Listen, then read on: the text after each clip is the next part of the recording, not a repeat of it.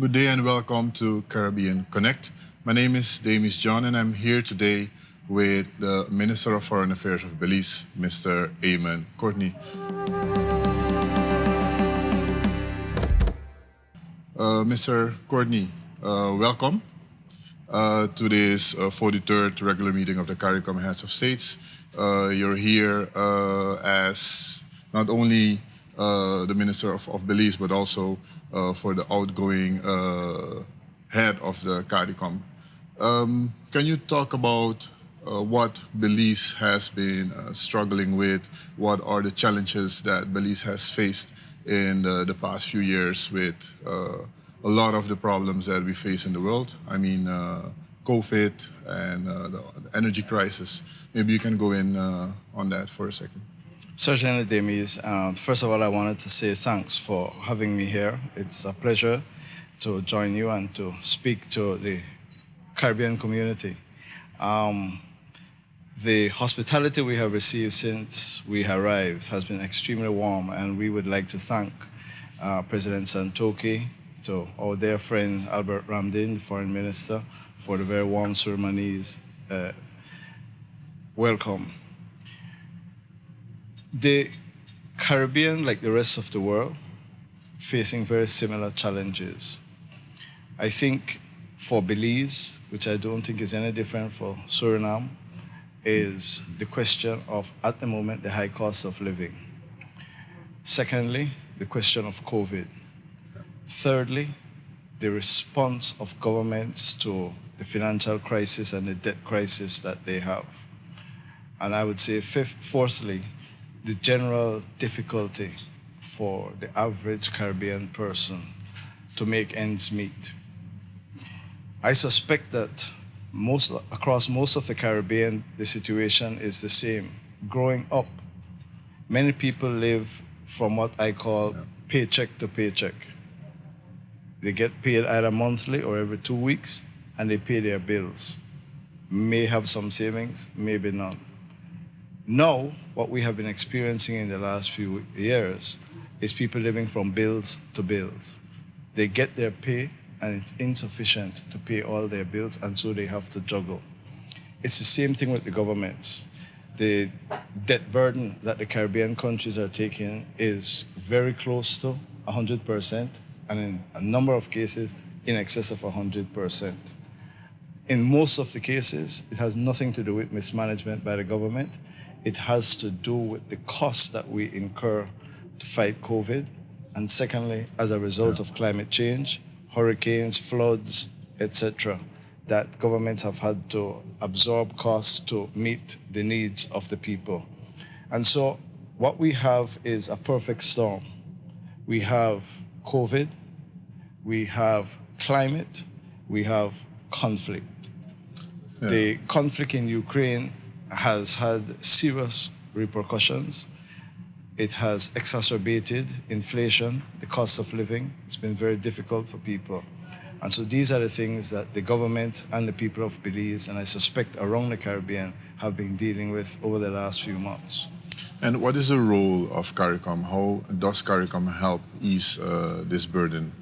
Right. Well, I think one of the best ways to explain it is that we are a community. We are based on a treaty, and we have functional organisms and organizations within CARICOM that conduct the affairs of the Caribbean people. The biggest issue we have is the power of our voice, our ability to advocate, our ability to work together. Let me give you a specific example. At the height of the COVID pandemic, when there was vaccine hoarding, we could not get vaccines. No single CARICOM country could get, but together, working together, sharing experiences, sharing numbers, calling on contacts, as a community, we were able to leverage that unity, that power to get vaccines. So we advocate not only in the health sphere, but in the trade sphere, in the economic sphere, in the political and diplomatic sphere.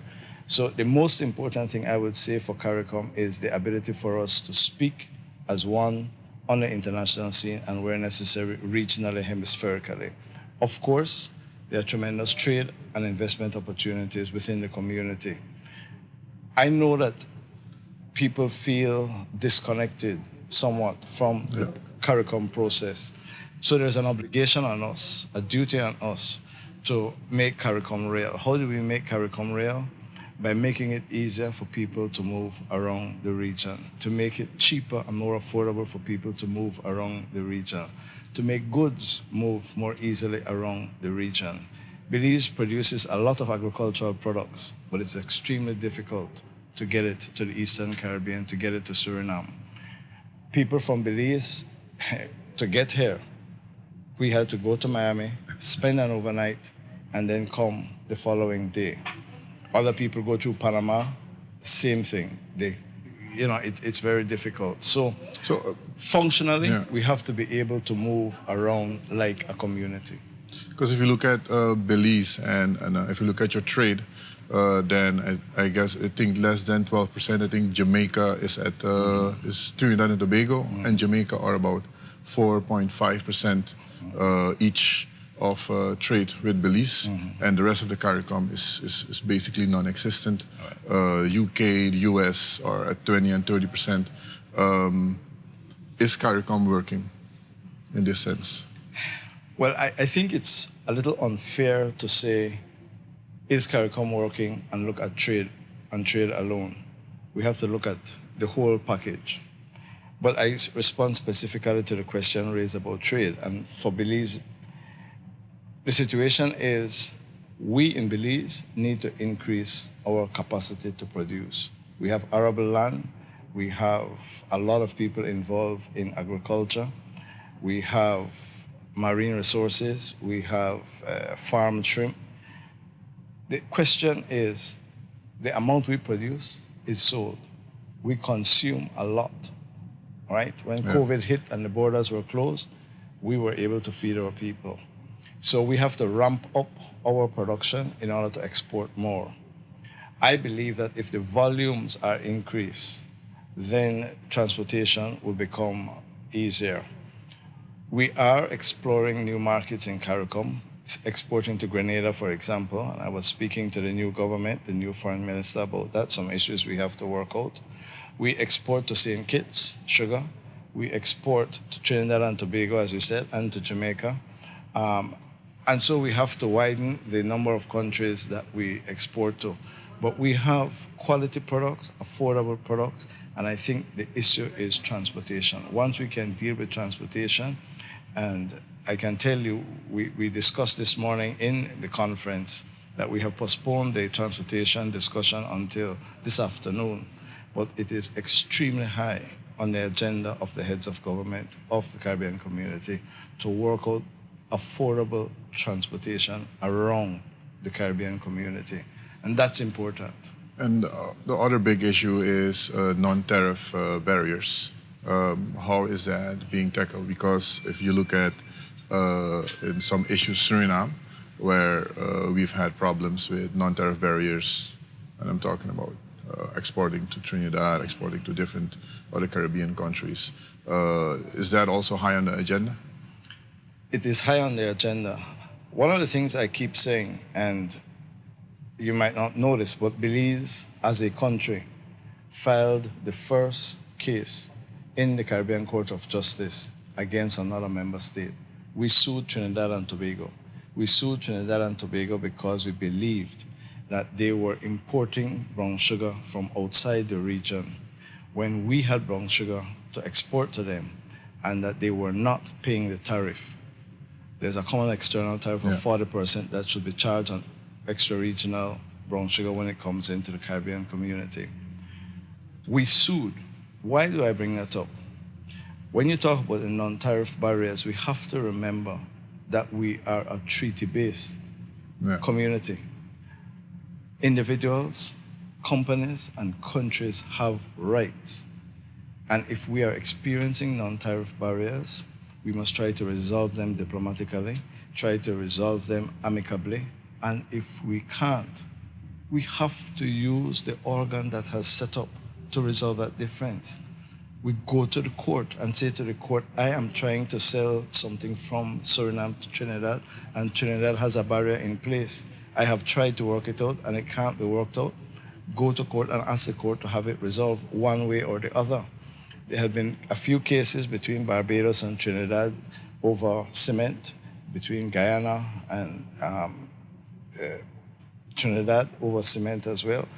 The point of the matter is this: that is the forum for the resolution of any issue.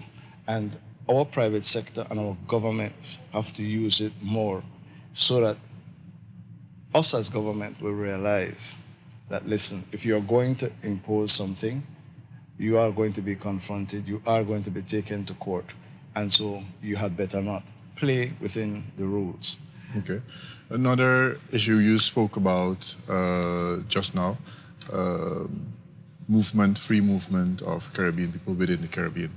Now, what we've seen, in the past years is that, for instance, Guyanese were not fairly treated in some countries when they didn't have all yet. Now we're looking at Haitians that are in the Caribbean are being discriminated against into entering our country. So there is a wealth gap within the Caribbean, and depending on how well one economy is doing, people feel more welcome or not. What are the discussions on this? What is being done to tackle this problem? No, that's a very sensitive topic. It's a very difficult topic, but it should not be. And again, we touched on it this morning. We will go into a more deeper discussion about it. It is 3 years now that a decision was taken by heads of government to allow domestic workers and agricultural workers to move freely. And we still haven't implemented it. And heads of government this morning were lamenting the fact that 3 years have passed, and they committed that at this meeting, they're going to approve the measure that is necessary for the movement to take place.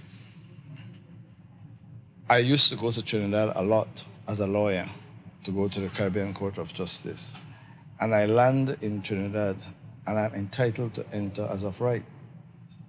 But I was always questioned at the immigration desk.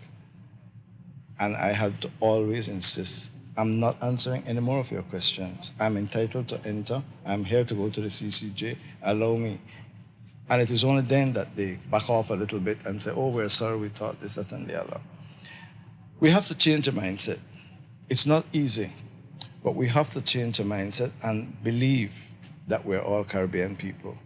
And, unless we become more familiar with each other, unless we come together and understand that we are Caribbean people, we will have this immigration problem. But I think it is linked to the question of transportation. We have to be able to move more. It's difficult to move. The fact of the matter is that under our treaty, if this member state becomes rich, and Caribbean people go there. Exactly. And, one day it's Guyana, the next day it will be Jamaica. Belize had found some oil, we might find more. And so, our agricultural Barbados has found, Belize has found. Yes. And Suriname is next. Yeah, exactly. No, so, we have to understand that we're Caribbean people. Yes. Thank you very much. Thank you for joining us at Caribbean Connect. We will be with you shortly with more interviews.